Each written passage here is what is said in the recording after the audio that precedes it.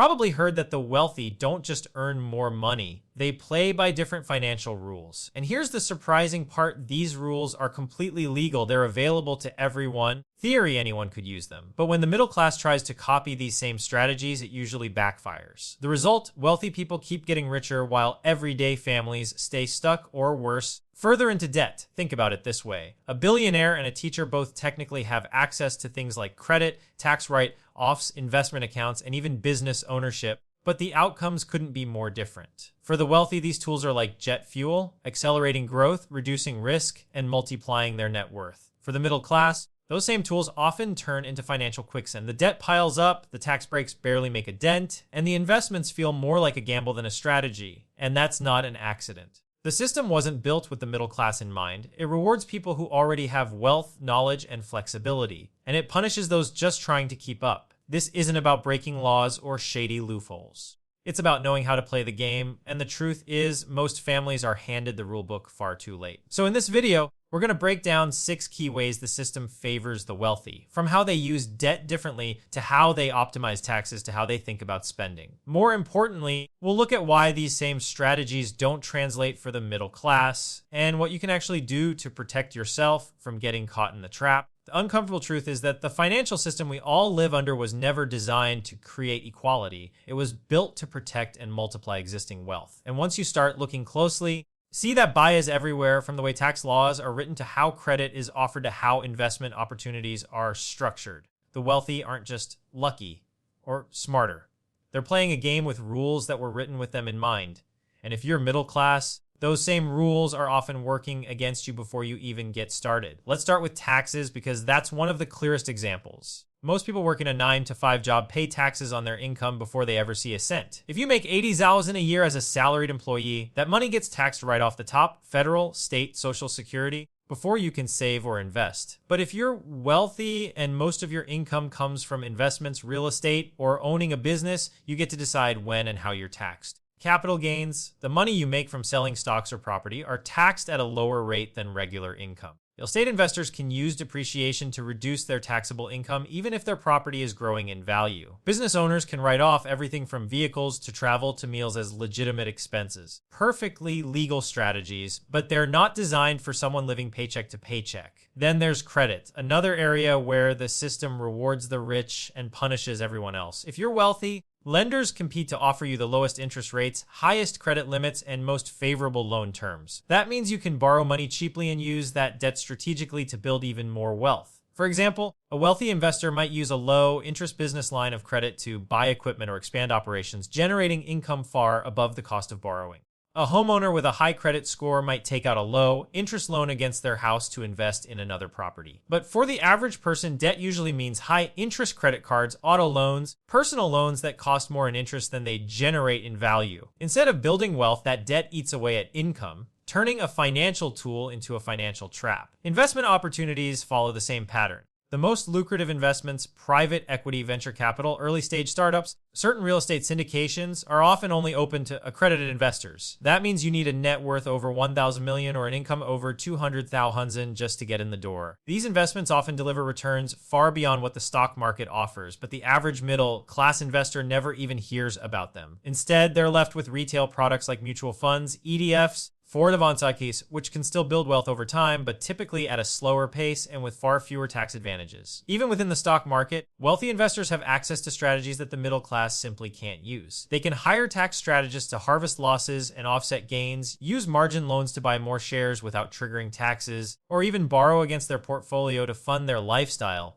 all while their investments continue compounding. Meanwhile, typical middle-class investor is told to buy and hold in a retirement account and hope the market averages 7% over decades. That these tools and opportunities are illegal or unfair in a literal sense, they're technically available to anyone. But the barrier to entry, whether it's capital, credit, or specialized knowledge, is so high that most people never get a chance to use them effectively. The system doesn't need to say no to the middle class outright. Just sets the terms in a way that makes participation difficult, expensive, or risky.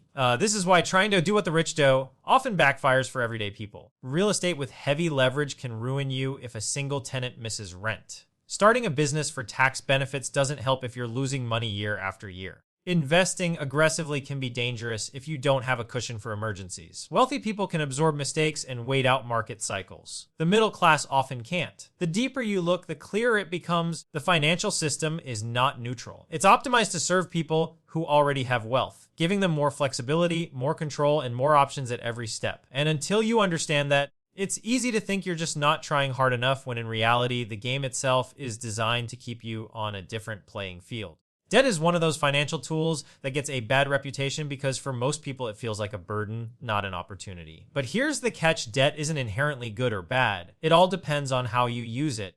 For wealthy families, debt is a strategic weapon, a way to acquire assets that generate more income than the cost of borrowing. For the middle class, debt is often tied to liabilities, things that lose value over time or create ongoing expenses without producing income. The same tool ends up producing opposite results depending on who's holding it. Imagine two people borrowing the same amount of money. Say, $50,000, a wealthy investor might use that as a down payment on an apartment building worth $500,000. They collect rent from tenants every month, which not only covers the mortgage and expenses but leaves extra cash flow. Over time, the property appreciates in value, the loan balance gets paid down, the investor ends up with an asset worth much more than their initial investment. Even after paying interest on the loan, the debt is working for them, multiplying their wealth. Take that same $50,000 in debt in the hands of a middle-class household. Instead of buying an income-producing asset, it often goes toward a new car, a kitchen remodel, or high-interest credit card spending. Things that might feel good in the moment, but they don't generate cash flow or increase in value. In fact, a car loses value the second it leaves the lot. Credit card debt racks up interest at rates that can easily top 20%. Rather than building wealth, the debt becomes a monthly drag, eating into income and limiting future choices. Wealthy families also have access to cheaper debt. They have strong credit scores, stable income streams, and valuable collateral. Lenders are happy to offer them lower interest rates and better terms.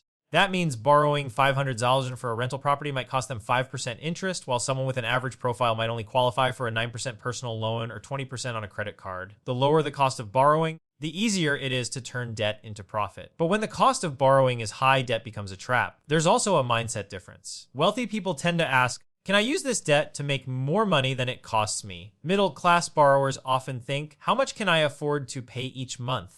That's why wealthy families might borrow millions without feeling stressed. They know the assets they purchased are producing cash flow. Meanwhile, a family with $10,000 in credit card debt can feel crushed because there's no income being generated to offset the monthly payments. Real estate is another example. A wealthy investor might buy a multi-unit property with a mortgage, collect rent from tenants, and use that income to cover the loan. Even if property values dip temporarily, they can hold on because the tenants are paying down the debt for them. Contrast that with a middle-class household stretching to buy a bigger home in a nice neighborhood. The debt is tied to a liability, a house they live in, one that produces income. The mortgage payment is entirely on them, and instead of cash flow, they've increased their monthly expenses. Over decades, their home might appreciate, but in the short term, it creates financial stress rather than freedom. Another overlooked strategy wealthy people use is borrowing against assets they already own. Instead of selling stocks or real estate and paying taxes, borrow against the value of those assets. That loan comes with a low interest rate, and they can use the money to invest further while their original assets keep growing. For the middle class, borrowing usually means cashing out or selling something just to cover expenses. The difference is that the rich use debt to stay invested, while others end up stuck paying off purchases that have no lasting value.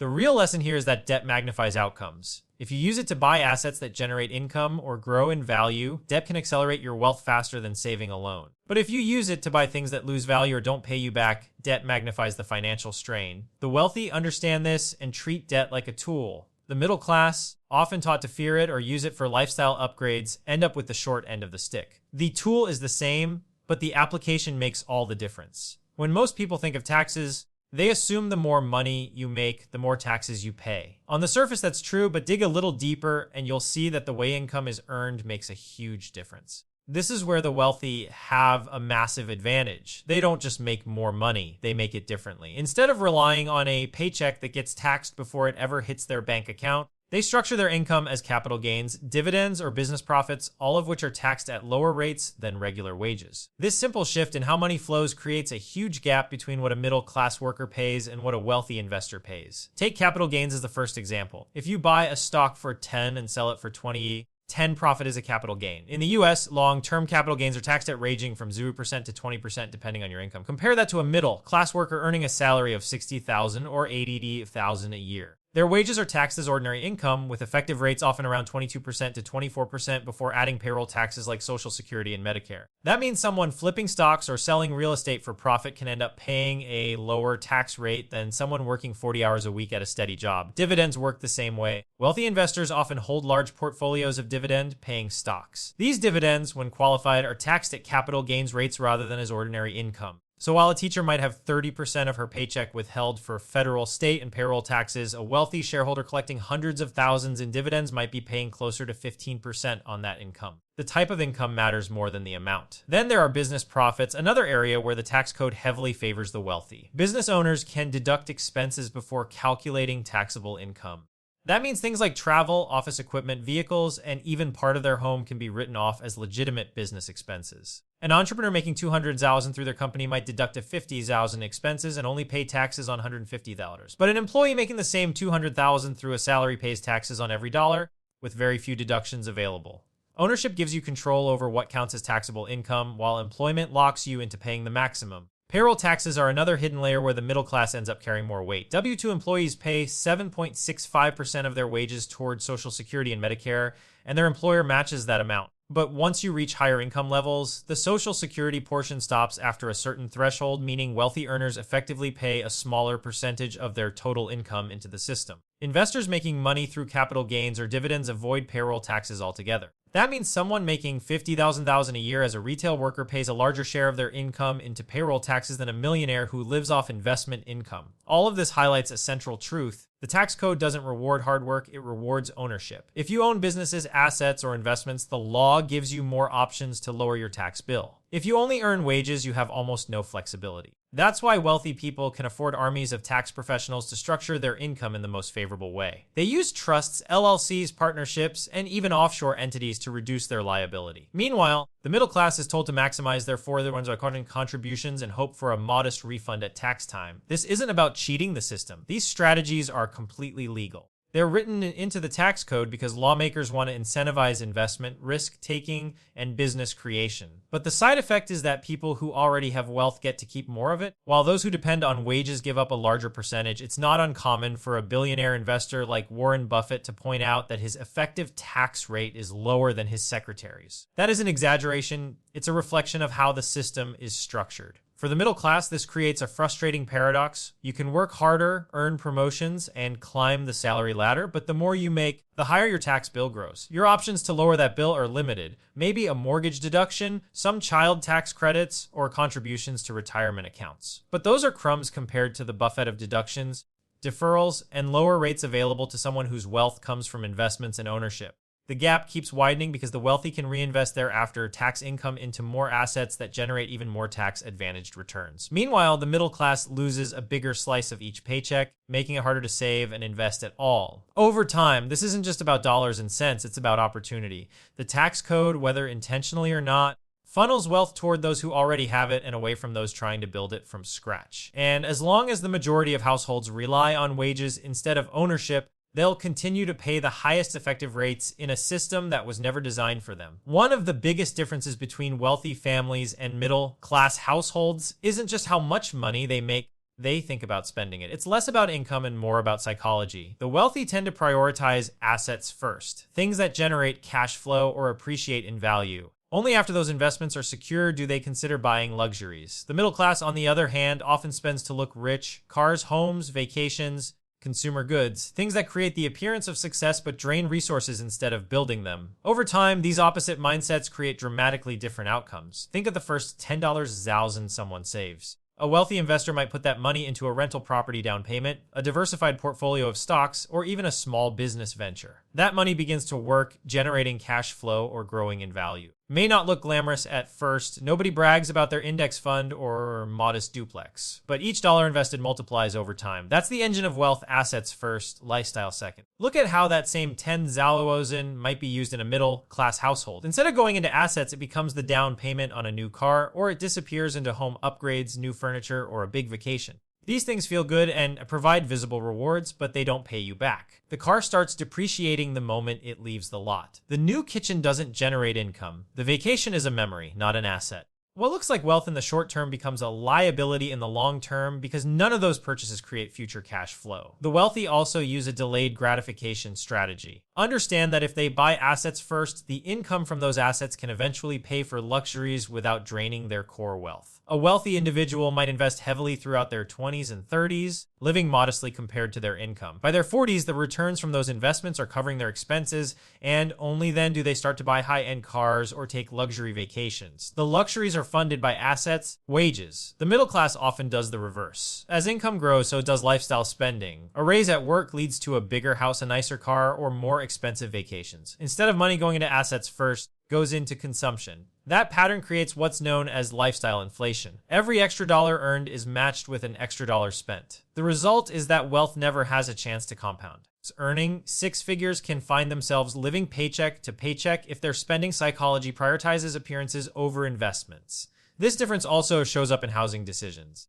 Wealthy people often treat real estate as an investment vehicle, buying rental properties or commercial spaces that generate income. They may even rent the home they live in if buying doesn't make financial sense, keeping their capital free for more profitable investments. Middle-class families, on the other hand, often see the primary residence as their biggest asset. They stretch their budget to buy as much house as possible, reasoning that a bigger home equals more wealth. But a house you live in doesn't generate cash flow. It comes with taxes, maintenance, and interest costs that reduce disposable income. Over decades, it may appreciate, but in the short term, it eats resources that could have been invested elsewhere. Cars are another clear example. A wealthy investor may drive a practical vehicle for years while building their portfolio. Class family might finance a luxury car to project success, even if the monthly payment strains their budget. The difference is timing. The wealthy often buy luxury cars with investment returns, while the middle class buys them with wages. One strategy builds wealth before consumption, the other spends wealth before it's built. Over time, these decisions compound. A household that consistently buys assets before luxuries sees their net worth grow exponentially. Each investment produces income, which funds more investments, creating a cycle of compounding growth. The middle-class household that spends first sees the opposite effect. Debt grows, savings shrink, and financial stress increases. What looks like success on the outside often masks fragility underneath.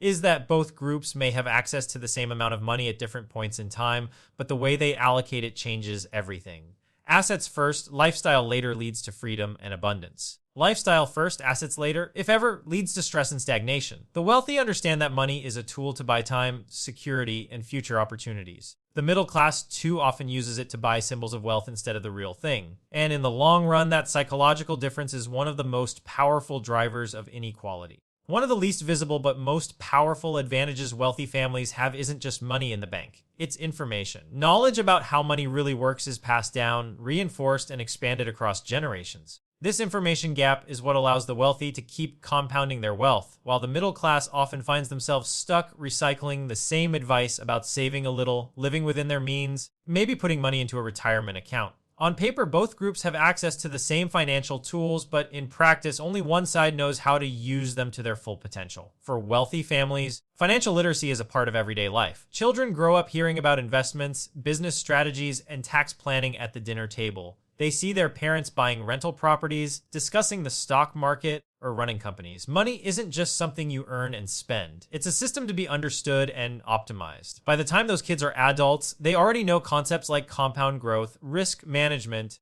and diversification because they've seen them in action. They're not starting from zero. Contrast that with many middle-class households. The financial education passed down is usually focused on working hard, steady job, paying bills on time, and saving what you can. The advice is well-intentioned, but it stops short of teaching how to build wealth. Kids might be told to avoid credit card debt, to put money into a savings account, or to buy a house one day. What they rarely see is how to leverage assets, minimize taxes, or identify high return investment opportunities. They learn how to survive, not how to thrive. This gap widens even further when you look at networks. Wealthy individuals don't just inherit knowledge, they inherit access. Their mentors, peers, and family friends are often business owners, investors, or professionals with experience in finance. Conversations about private equity, venture capital, or tax strategy are normal in these circles. If you're part of that network, Opportunities flow naturally. You might get invited into an early investment round for a startup or learn about a real estate syndication long before it's public. These opportunities are invisible to most of the middle class because they don't exist, but because they're locked inside networks that are hard to access without prior wealth.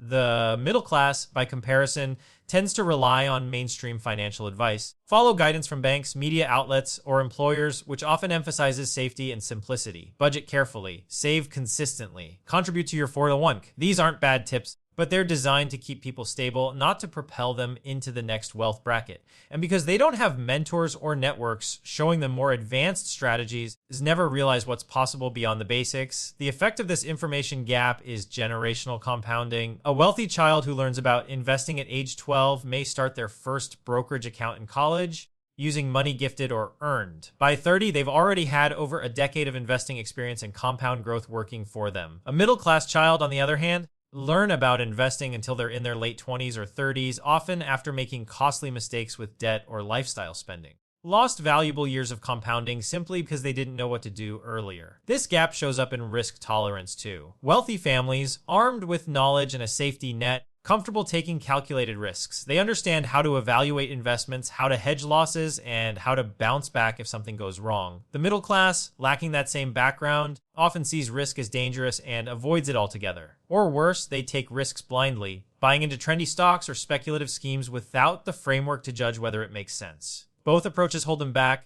by missing opportunities or by losing money unnecessarily. It's not just about money strategies, it's about mindset. Wealthy families teach their kids that money is a tool, something to be controlled and directed toward goals. Middle-class families often teach that money is scarce, that it needs to be carefully preserved, and that financial security comes from a steady paycheck. Again, these lessons come from a good place, but they reinforce caution rather than growth. Yeah. And over time, mindset becomes reality. The most powerful part of the information gap is that it compounds just like money. Each generation of wealthy families starts with a base of knowledge and access, adds to it, and passes down even more. Each generation of middle-class families often starts from scratch, relearning the same basic lessons and never catching up. It's not just that one group has more money, it's that they've been given the playbook while everyone else is still figuring out the rules as they go. 2026 isn't some far-off future. It's right around the corner, and the financial pressures families are facing today are only intensifying. Inflation has made everyday essentials like groceries, gas, more expensive than ever. Wages for most jobs haven't kept up, meaning even when people get raises, those extra dollars don't stretch as far as they used to. At the same time, costs like healthcare, childcare, education keep rising, leaving the middle class squeezed from every direction. In this environment, the old rules of money, work hard, save diligently, buy a house, rely on a pension or social security, just don't hold up anymore. The math simply doesn't work, and the gap between the wealthy and the middle class is widening faster than ever. The financial patterns that already favor the wealthy hit even harder when prices rise. Wealthy households with diversified investments often see their portfolios grow during inflationary times because they own assets like stocks, real estate, or businesses that can raise prices and keep pace with inflation. Meanwhile, the middle class sees their purchasing power shrink because their income is tied to wages, which adjust slowly, if at all. If your paycheck stays the same but rent goes up 10%, groceries 15%, and your car insurance 20%, your budget falls apart. For the wealthy, inflation is inconvenient. For the middle class, it's devastating. Housing is one of the clearest examples. Home prices and mortgage rates have surged, making it harder than ever for first-time buyers to afford property. For middle-class families,